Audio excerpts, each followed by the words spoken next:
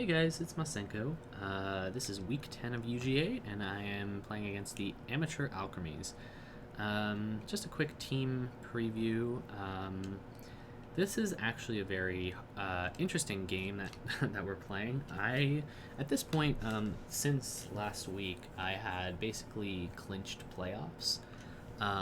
So I was going into this week thinking, hey, I'm not going to work too hard to show, me in my best form. I wanted to basically just throw together a team that I thought would be fun and could still win.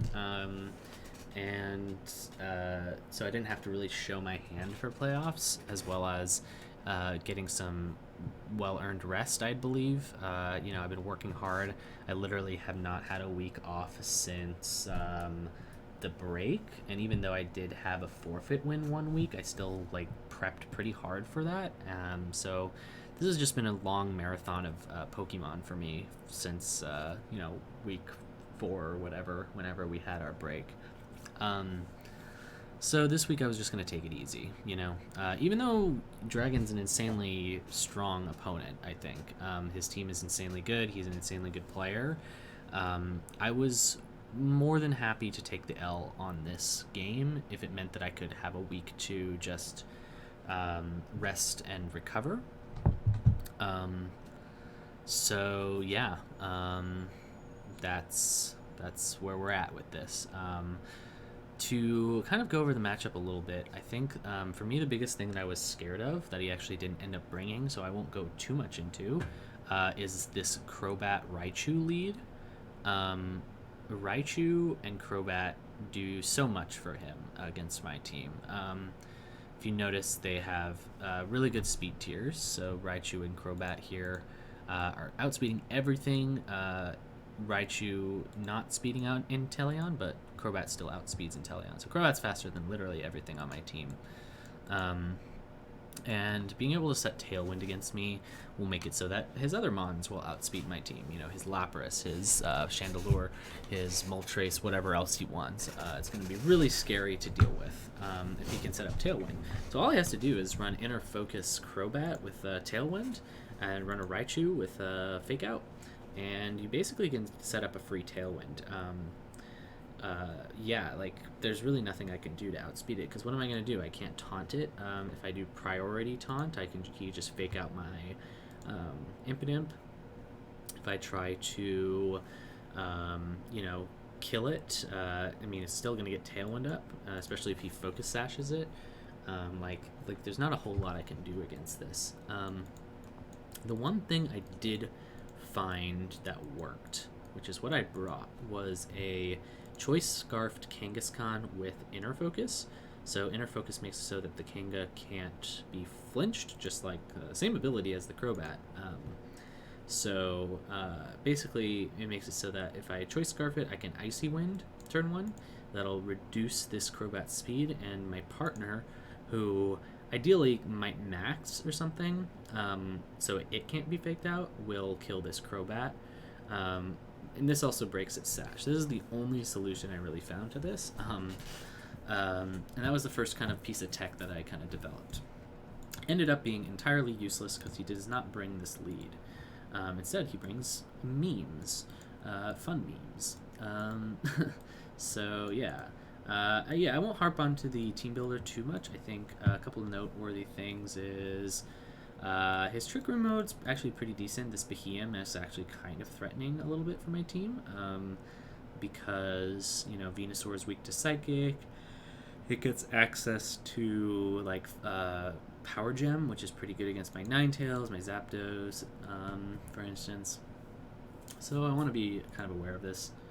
Lapras, not Latias, Lapras, is obviously a really scary mon that I have to respect. A lot of the game plans will revolve around making sure that I can deny screens and make sure that he's not setting up with Alchemy, giving it +2/+2 with Decorate. So any plans against that? So yeah, let's go into the Team Builder. Okay, welcome to the Team Builder. Now we're going to start with my Gallade here. We're going to go backwards because the idea for this team is going to be kind of silly, I wanted to bring something a little fun. And yeah, so we'll talk about what I did in just a minute. So we have Taunt and Hypnosis on this Gallade, and this is basically just to deal with this Alchemy. Alchemy can either have the ability that makes it it and its allies immune to Taunt, or it can have the ability that makes it and its allies immune to Sleep. Whichever one lands will tell me which one it has. So this is sort of a scouting mechanism in a lot of ways, and will sort of guide me as future games happen. The safeguard is here for, excuse me, Raichu Nuzzles, and potentially like Will-O-Wisps from the Chandelure. So yeah, so I mean this is a pretty interesting set. It's kind of a supportive set. We bring Koba Berry just in case they have Crobat, which is what I expect. We want to be able to live it. And we bring Steadfast in case he decides to fake out my Gallade with his Pikachu, or his Raichu, meaning that it'll get +1 speed for doing this. Now, I'm probably going to lead it with my Kangaskhan, who is the aforementioned Choice Scarf Kangaskhan with an Icy Wind. This makes it so that it actually kind of looks like a beat-up lead, but it's not going to be. So he'll probably try to fake out, either Kangaskhan, or he'll try to like protect and disrupt me in some way. But overall, the idea here is that I just have a Choice Scarf Kangaskhan for some speed control against that super fast lead that I can then either taunt the taunt the Crobat, make sure that Tailwind doesn't go up, set up a safeguard so that we don't get paralyzed, etc., etc. And the rest of these are just sort of spammable moves. Rock Slide and Body Slam in particular, and Brick Break is there to break screens from the Lapras. Same with this Brick Break. Then I have a basic Sun mode with an Assault Vested Venusaur with Energy Ball, Earth Power, Weather Ball, Sludge Bomb. Just coverage, good coverage. It doesn't have any speed investment. It's just here to get double speed from Sun and potentially do some big damage. And you'll see in the game that game 1 it did pretty well. Hairspray, my Ninetales, is don't look at that flame charge just yet. You'll figure out what that's for in just a minute. But basically it has a sort of overheat power swap combo, which I really like. It gets the -2 special attack, and then you just power swap it into something so that now that has -2 special attack, and you get another overheat in the next turn at full special attack in Sun, which is really nice. So yeah, so this Ninetales is going to put in some work, and it's going to be good. Now the Flygon is here. Don't look at Mud Slap. That's also not that's like spoilers. But yeah, like Rockslide, Dual Ring Beat Protect with a Yachi Berry, which is pretty obvious. Really needs this against this Lapras. I think if it's maxed and the Lapras is also maxed, you can live it for sure, pretty confidently. So that's pretty solid. This is here because I think just in general the typing is really good against this team, except for the Lapras. And then Rock Slide plus Dual Wing Beat covers a decent amount of stuff pretty nicely. So finally we get to the sort of crown jewel of the team, which is the Klefki, who I've named Kiki. And it's a weakness policy magician set, which is really stupid and probably something I should never run, but I'm doing it anyway. Yeah, so we get weakness policy off, and once weakness policy is off, magician can activate the next person it hits, meaning it'll steal their item. It gets access to Steel Beam, Dazzling Gleam, Psychic. Literally the only coverage moves it gets, it gets other sort of like, I think it gets Flash Cannon, but in Max I want Steel Beam over Flash Cannon. But yeah, like this is the only type coverage that it gets. It's like Fairy, Steel, and Psychic for special attack moves. I think it gets normal moves, obviously. Everybody gets normal moves, but not really in, I'm not really in the buying normal moves right now. So yeah, we just want these. And the Mud Slap and the Flame Charge are going to be used to activate this. And that's really the team, Once again, this is like a team that I really didn't like put a whole lot of thought into for this week. I just was like, I kind of want to do Max Klefki and because it seemed like not terrible. I mean, it was terrible, but like not as terrible as it usually is. So yeah, we're just gonna go for it, you know.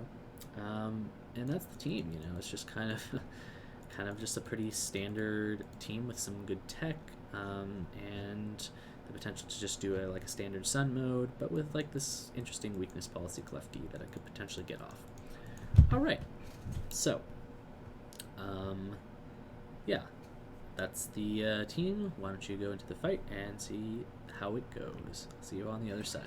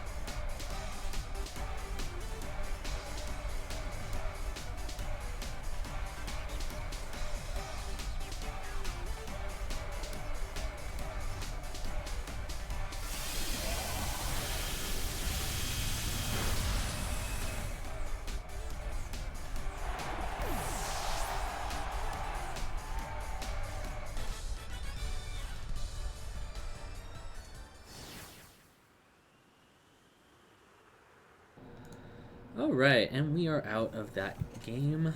Here is the final scores. What a game! Just kind of a silly match, honestly. Like, I kind of see that he was kind of on the same page as me, kind of just doing meme stuff. He went for a Parish Song esque strategy with the Lapras. He did some like Max Beheum stuff under Trick Room with Chandelure setting the Trick Room, which is actually kind of really interesting. He had like Soak on Lantern with a Max Overgrowth from the Beheum. And the Behemoth, once again, like I said in the preview, it was pretty good against my team, I think. You saw me struggle to position against it properly. I didn't really bring any coverage for it. But yeah, so game one, I just do some standard Venusaur stuff. Sort of just play well, I think.